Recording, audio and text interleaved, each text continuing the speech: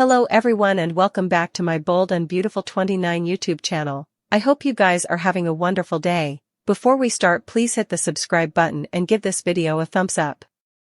All eyes are on Ridge now that he has accepted Taylor's offer and the couple is officially engaged. But, getting Ridge to put on a ring and getting him to the balcony to say I do are two entirely different effects. Ridge's covetousness get the stylish of him before he and Taylor's big marriage day. Taylor inaptly thinks that her battle with Brooke is over and she has won. But, little does she know she still has secured her ex-husband.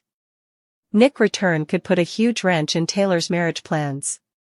Taylor will be eager to set a marriage date and plan the big espousal. She'll start to notice that her bachelor is a bit abstracted and more stressed out about his half-family sleeping with his ex-wife than he's about picking a venue and designing a marriage dress. How long will Taylor be delusional about her engagement to Ridge? It'll be clear to everyone differently in the family that Ridge is dragging his bases and is jealous of Brooke and the captain. Brooke will most probably rub her new love in Ridge's face, which will only make him get cold bases. Indeed, if Taylor does manage to get Ridge to the balcony to say I do this summer, does she really want to marry someone who's still in love with another woman? Will Ridge be suitable to hide his covetousness from Taylor or is headed for the heartache hostel? Brooke will be devastated when she learns Ridge is engaged to Taylor. But, he hasn't said I do yet. Is there still time for Brooke to stop the espousal and get her man back? Nick eavesdropped Taylor's super awkward offer and Ridge Forrester's answer at the eatery. B&B spoilers reveal the captain could slightly contain his excitement and contended to slip the tea with Brooke Logan. Her response isn't what Nick anticipated, however. Rather than accepting the fact Ridge is marrying Taylor, Brooke decides that she still has time to win him back before they head to the balcony. And this is why the Logan women have a tough time making musketeers. When Nick returns, he'll hook up with his ex-wife Brooke Logan. But, what if their relationship is fake? Brooke is hopeless to reel Ridge back in before he makes a huge mistake and marries his other ex-wife. What better way to get Ridge's attention and make him jealous than hook up with his half-family? Indeed, if Ridge doesn't pull the draw on the marriage because he realizes he still loves Brooke, Taylor could cancel the big day because she's tired of him obsessing over his partner. Brooke and Taylor have been fighting over Ridge for decades, but they're both grandmas now and can't pull out gestation tests to win the battle over the Forrester heir at law. Now they've to get a little more creative. Ridge is going to have a terrible accident that's going to get him to lose his memory. Ridge will fall off a precipice for an unknown reason, hit his head, and forget his memory. This will get Ridge to fall in love with Brooke again, leave Taylor. Also, when he recovers his recollections, he'll leave Brooke for Taylor. Still, it's because it is, if this sounds all too familiar. A lot of us have noticed that this is a reprised time of when Bill pushed Ridge off of a copter, which caused him to have memory loss. He fell in love with Caroline during that time and left Brooke for her. I'm not indeed kidding, we're on a circle of recycled stories.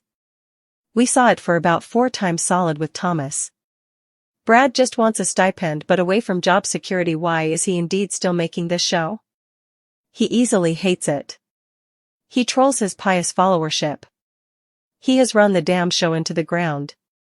He doesn't indeed essay at coming up with fresh material presently.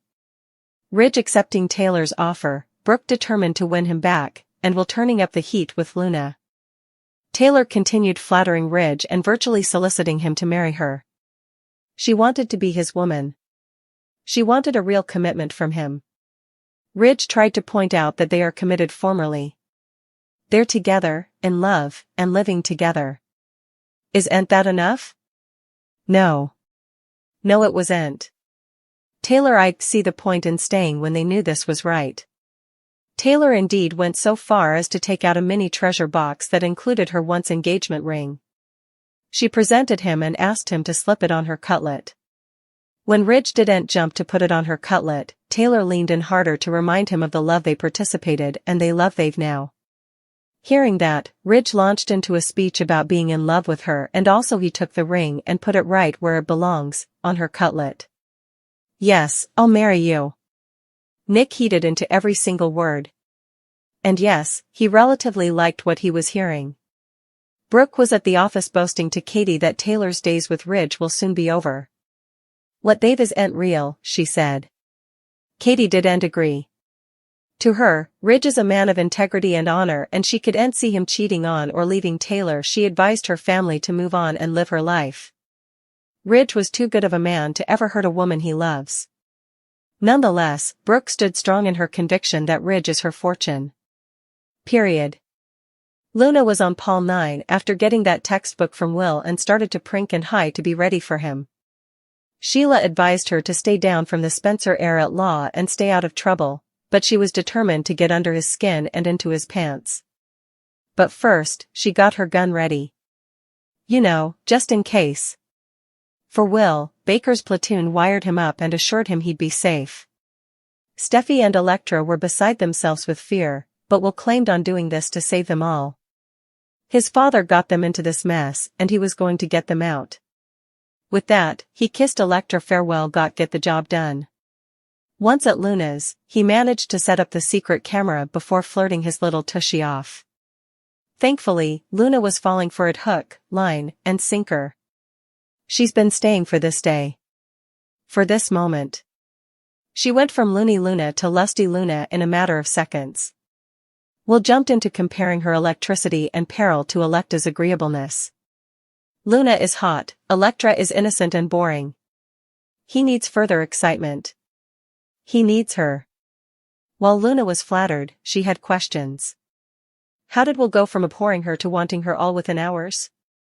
It didn't make sense, and she demanded answers. Will didn't indeed blench. He apologized for saying hurtful effects to her in the history and indeed claimed he talked to Bill and learned about her traumatic history and how everyone turned their tails on her. Poor girl. She needs someone. She needs him.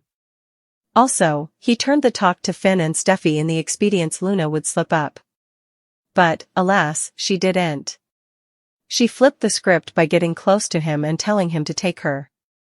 Will smiled, but didn't make a move. At least not yet.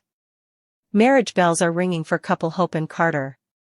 After many bumps in the road, the couple conformed and are ready to make it sanctioned. While we're happy for the brace, they're not so pleased with Carter's ring choice for Hope. There's no denying that Carter is head over heels in love with Hope. He's ready to settle down and start a family with her. Although Hope was agonized by Carter's treason in the Forrester Creations achievement, she forgave him and accepted his offer. Carter and Hope's engagement has been the talk of all community. Utmost of the chatter has been on Hope's ring, which is a pear and emerald cut diamond on a gold band. The main thing is that Hope likes the ring. Marriage medications are underway for Cope's big day, which may not be. Daphne is returning, and she'll beget trouble, especially if she has a little bun in the roaster. Will Hope and Carter be suitable to handle the marriage drama? Or will Hope be returning her ring to Carter?